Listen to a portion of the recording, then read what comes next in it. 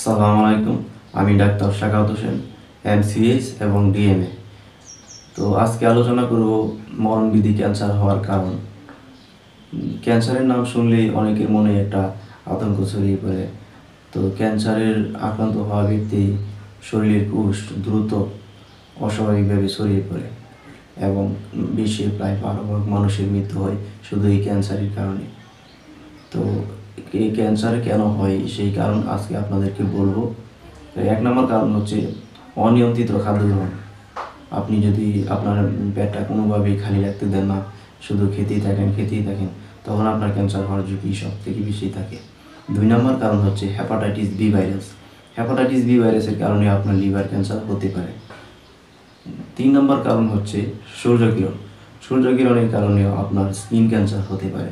4 নম্বর কারণ হচ্ছে hepatitis HIV virus.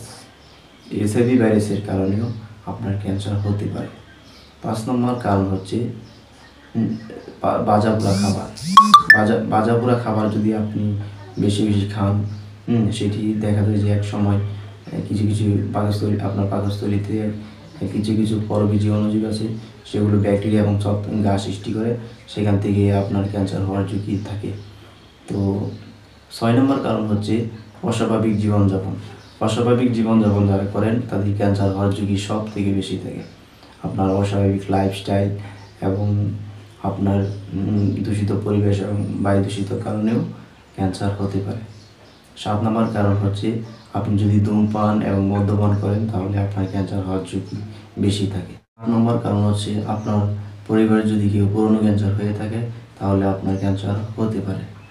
9 নম্বর কারণ হচ্ছে কিছু কিছু ক্ষতিকর রাসায়নিক দ্রব্যের সংস্পর্শেও আপনার ক্যান্সার হতে পারে। তো এইগুলো যদি আপনি অ্যাভয়েড করে চলতে পারেন তাহলে কিন্তু আপনি ক্যান্সার থেকে ভালো থাকবেন। নয়তো এগুলোই ক্যান্সারের মূল কারণ।